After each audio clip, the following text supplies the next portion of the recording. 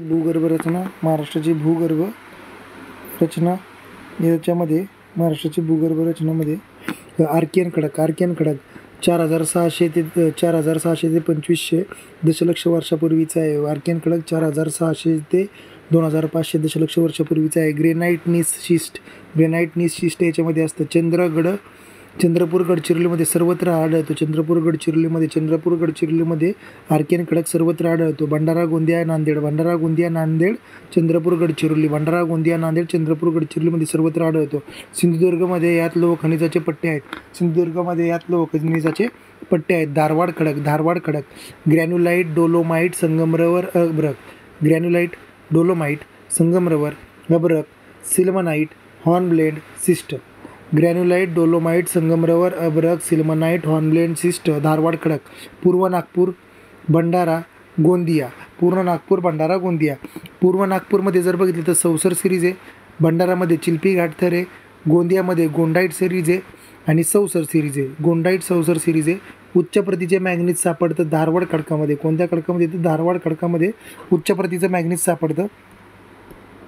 याच्या उत्तरेला साकोली सिरीज असून यात क्लोराईड शिस्ट व हेमेटाईट क्वार्ट्ज सापडतं. कणकवली सावंतवाडीमध्ये वाळूचे खडक क्वार्ट्याझाइट्स आणि ग्रीन हॉर्नब्लेंड मायक्रोशिस्ट सापडतं. ग्रीन हॉर्नब्लेंड आणि मायक्रोशिस्ट सापडतं. कडप्पा प्रणाली लोअर पॅलिओझॉइक इरामध्ये कडप्पा लोअर पॅलिओझॉइक इरा. कडप्पा विंध्यन प्रकारचा खडक आहे. महाराष्ट्राच्या दक्षिण पूर्व भागात हा कडप्पा प्रणाली सापडते. यात कलाडगी सिरीज पण येते. कडप्पा सिरीज महाराष्ट्राच्या दक्षिण पूर्व भागात आहे. कोल्हापूर नेसरीगड इंग्लजमध्ये क्वार्ट्याझाइट शेल चुनखडी जास्त आहे. चुनखडी व शेलचं प्रमाण जास्त असतं कडप्पा प्रणालीमध्ये. मालवणमध्ये 11 खाडीजवळ यवतमाळ वैनगंगा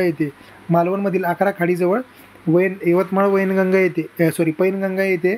याचे जास्त साठे आहेत. यवतमाळच्या पैनगंगा येते. कुणाचे साठे आहेत? ते कडप्पा श्रेणीचे आहेत. विंध्ययन खडक चंद्रपूरच्या उत्तरेकडे आहे. विंध्ययन खडक फक्त चंद्रपूरमध्ये. आयर्न किंवा गोंडवानाकालीन खडक अप्पर कार्बोनिफेरस बरोबर याच्या भागात कोळसा निर्मिती जास्त आहे. लोअर गोंडवानामध्ये तालचीर थर, बारकाट वाळू थर, करड्या रंगाचे शेल. वाळूचे थर, करड्या रंगाचे शेल. कामठी सिरीजमध्ये बघितलं तर चंद्रपूर यवतमाळमध्ये 2500 किलोमीटर स्क्वेअरमध्ये चंद्रपूर यवतमाळ गडचिरोली अमरावती सिरोंचा गडचिरोली अमरावती सिरोंचा यांच्यामध्ये आयर्न सिरीज आहे. कोणती सिरीज आहे? आयर्न म्हणलं की कामठी नाव लक्षात ठेवायचं. आयर्न कामठी सिरीज लोअर गोंडवानाकालीन आहे. नंतर आहे दख्खनचं पठार. दख्खनच्या पठारावरती गोंडवाना कालखंडाच्या शेवटच्या टप्प्यात दख्खनचं पठार तयार झालं. दख्खनचे पठार तयार झाले. भ्रंशमूलक उद्रेक होऊन दख्खनचं पठार तयार झालं. 1800 मीटर उंचीचं आहे. 10 लाख किलोमीटर स्क्वेअरपेक्षा जास्त प्रदेश आहे. जाडी मुंबईजवळ जास्त 3 किलोमीटर प्लस जाडी आहे. 3 किलोमीटरपेक्षा जास्त जाडी मुंबईजवळ आहे. नंतर उतार पूर्वेकडे जास्त आहे. गाळाचे संचयन प्लिस्टोसिन काळात झालं. कोणत्या काळात झालं? प्लिस्टोसिन युगात गाळाचे संचयन झालं. नंतर 2 लाख वर्षापूर्वी तापी पूर्णा आणि वर्धा वैनगंगा खोऱ्यात गाळ साचला. काळ कधी साचला? तर प्लिस्टोसिन काळात साचला.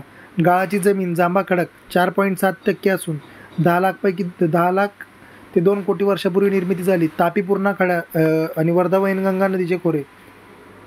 साऊथ ऑफ रत्नागिरी, सिंधुदुर्ग, पुणे, सातारा, कोल्हापूरमध्ये जांभा खडक जास्त आहेत. दख्खनचा काळा खडक 2 ते 4 कोटी वर्षापूर्वी 81.3%. दख्खन पठाराचा एरिया 81.3% व्यापलेला आहे. सगळीकडे एक्सेप्ट भंडारा गोंदिया गडचिरोली पूर्ण. चंद्रपूर रत्नागिरी कोल्हापूरचा काही भाग. गोंडवानामध्ये जर घेतलं तर पोयटामय आहे.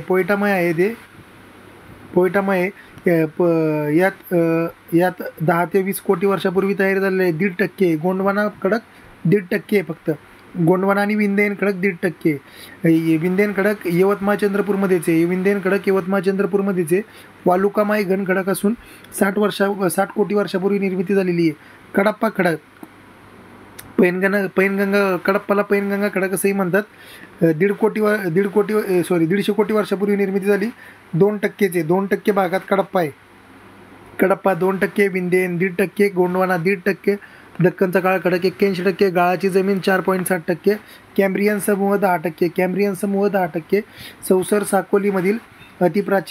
सौसर आणि साकोलीमधील अतिप्राचीन खडक प्रणाली आहे. 400 कोटी वर्षापूर्वी निर्मिती झालेली आहे. संपूर्ण भंडारा गोंदियामध्ये आहे. गडचिरोली, चंद्रपूर, नागपूर, रत्नागिरी, सिंधुदुर्ग. गडचिरोली, चंद्रपूर, नागपूर, रत्नागिरी, सिंधुदुर्ग. गचनआरसी यांचा काही भाग आहे. गचनआरसी कॅम्ब्रियन समूहात येतो. नंतर आहे नदी प्रणालीमध्ये बघितलं तर सह्याद्री व काही सातपुड्याच्या टेकड्या प्रमुख जलविभाजक आहेत. सह्याद्री व काही सातपुड्याच्या टेकड्या प्रमुख जलविभाजक म्हणून काम करतात. सातमाळा, अजिंठा, हरिश्चंद्र बालाघाट, शंभू महादेव डोंगर रांगा ह्या दुय्यम विभाजक आहेत. हे दुय्यम जलविभाजक आहेत. सातमाळा, अजिंठा, हरिश्चंद्र बालाघाट, शंभू महादेव डोंगर रांगा ह्या दुय्यम जलविभाजक आहेत. प्रमुख नदी खोरे गोदावरी, भीमा, कृष्णा, तापी, कोकण, नर्मदा. गोदावरी, भीमा, कृष्णा, तापी, नर्मदा, कोकण हे प्रमुख नदी खोरे आहेत. याचे गोदावरीचे 8 उपखोरे आहेत. गोदावरी नदीचा विचार केला तर सातमाळा, अजिंठा ते शंभू महादेवमध्ये गोदावरी नदी आहे. महाराष्ट्रातील सर्वात मोठी नदी आहे. साऊथ इंडियामधील सर्वात मोठी नदी आहे. दक्षिण भारताची गंगा असं म्हणतात गोदावरीला. दक्षिण भारताची गंगा कुणाला म्हणतात तर गोदावरी नदीला म्हणतात. ठीक आहे. उगम ब्रह्मगिरी टेकड्यांमध्ये याचा उगम झाला आहे. नाशिकमधील त्र्यंबकेश्वर आहे. नंतर 80 किलोमीटरच्या पूर्वेला आहे. प्रवाहाची दिशा पूर्व व आग्नेयेस महाराष्ट्र, तेलंगणा, आंध्र प्रदेश मधून वाहते. टोटल 1465 किलोमीटर आहेत. टोटल 1465. गोदावरी 1465 किलोमीटर आहे. त्यातली महाराष्ट्रात 668 किलोमीटर आहे. 668 किलोमीटर ती आहे. महाराष्ट्रामध्ये 3,78,300 लाख मीटर क्यूबचा प्रवाह होतो. क्षेत्र साऊथ ऑफ द नाशिकच्या साऊथला पूर्ण मराठवाड्यात आणि नॉर्थ ऑफ द नगर नाशिकचं साऊथ. महाराष्ट्राचे 49% क्षेत्र व्यापलेलं आहे. महाराष्ट्राचं 49% क्षेत्र गोदावरी नदीने व्यापलेलं आहे. महाराष्ट्राचं 49% क्षेत्र गोदावरी नदीने व्यापलेलं आहे. नंतर विदर्भातील यवतमाळ, नागपूर, वर्धा, चंद्रपूर, गडचिरोली, भंडारा, गोंदियामध्येही आहे. प्लस विदर्भातील यवतमाळ, नागपूर, भंडारा, गोंदिया, वर्धा, चंद्रपूर, गडचिरोली याच्यामध्ये याचं क्षेत्र आहे. गोदावरी नदीचं मुख्य खोरं टोटल 8 खोरे आहेत. मुख्य खोरं ब्रह्मगिरी टेकड्यांमध्ये उगम पावते. नंतर ती वाहत जाऊन हिच्यामध्ये वाहत असताना हिच्यामध्ये डाव्या किनाऱ्यावरून कादवा, शिवना, खाम मुख्य खोऱ्यामध्ये डाव्या बाजूने. तर उजव्या तीरावरून दारणा, प्रवरा, मुळा, मुठा, बीड, बिंदुसरा, कुंडलिका, सिंदफणा. बीडमध्ये बघा, बीड कुठे आहे? बिंदुसरावरती आहे. बीड कुठे आहे? बिंदुसरा नदीच्या किनाऱ्यावरती बीड आहे. बीडमधून ती बिंदुसरा नदी जाते. सिंदफण्याची उपनदी आहे. कुंडलिका पण सिंदफण्याची उपनदी आहे. मग दारणा, प्रवरा, मुळा, मुठा, बीड, बिंदुसरा, कुंडलिका ह्या सगळ्या मुख्य खोऱ्यांमध्ये आहेत. उत्तर दिशेकडून म्हणजे वरून कादवा, शिवना, खाम येतात. तर दक्षिणेकडून दारणा, प्रवरा, बोरा, सिंदफणा. दावरा, प्रवरा, मुळा, मुठा, बोरा, बिंदुसरा आणि कुंडलिका. दारणा 24 किलोमीटर प्रवास करून कळसुबाईजवळ येते. दारणा कळसुबाईजवळ येऊन अटॅच होते. कादवा नांदूर मधमेश्वर येथे अटॅच होते. हे होते कळसुबाईजवळ. प्रवरा हरिश्चंद्र डोंगरावरती उगम पावते. प्लस मुळा नेवासे येथे ॲड होते. शिवना सातमाळामध्ये उगम आहे. शिवण्याचा उगम कुठे? सातमाळामध्ये उगम आहे. नंतर गोदावरी पूर्णा खोरं दक्षिण पूर्णा अजिंठा डोंगरात उगम पावते. पूर्णा नदी डावीकडून गोदावरीस मिळते. पूर्णा नदी डावीकडून म्हणजे वरच्या बाजूने डावीकडून म्हणजे कोणत्या बाजूने, वरच्या बाजूने पूर्णा नदी मिळते. कोणती नदी मिळते, पूर्णा नदी. या आधी पूर्णा व दुधना यांचा संगम होतो, या आधी पूर्णा व दुधना यांचा संगम होतो. डाव्या बाजूने खेळणा नदी एकमेव नदी आहे, डाव्या बाजूने मिळणारी खेळणा नदी आहे. उजव्या बाजूने अंजना गिरजा कापरा दुधना, अंजना गिरजा कापरा दुधना. ही जी पूर्णा नदी आहे, ही पूर्णा नदी वरून येते, ही पूर्णा नदी अशी वरून येणार आहे. आणि हा गोदावरीचा मेन प्रवाह आहे. वर येत असताना वरून तिला वरच्या बाजूने तिच्या डाव्या तीरावरून डाव्या बाजूने खेळणा नदी येते, उजव्या बाजूने अंजना गिरजा कापरा दुधना, अंजना गिरजा कापरा दुधना कोणाच्या उपनद्या आहेत, तर पूर्णाच्या उपनद्या आहेत. नंतर मांजरा नदी खोरे, मांजरा नदी खोऱ्याचा विचार केलास, मांजरा नदी बीडच्या पाटोदा पठारावरून पठाराच्या दक्षिणेला आहे. बीड, लातूर, कर्नाटक, लातूर, नांदेड. बीड, लातूर, कर्नाटक, लातूर, नांदेड. कोंडलवाडीजवळ गोदावरीला मिळते. कोंडलवाडीजवळ इथं कोणते, कोंडलवाडीजवळ, कोंडलवाडीजवळ गोदावरीला मिळते. ती कुणाला मिळते, गोदावरी नदीला मिळते. बीडच्या साऊथची सीमा तयार करते, बीडच्या साऊथची सीमा तयार करते. आणि गोदावरीला उजव्या बाजूने, ही कोणती बाजू आहे, उजवी बाजू आहे, उजव्या बाजूने मिळते, उजव्या बाजूने मिळते. याच्यामध्ये जर विचार केला तर मांजरा नदीचं खोरं हे मांजराला तावरजा, तेरणा, गिरणा, लेंडी, मन्याड. तावरजा, तेरणा, गिरजा, लेंडी, मन्याड. तावरजा, तेरणा, गिरजा, लेंडी, मन्याड.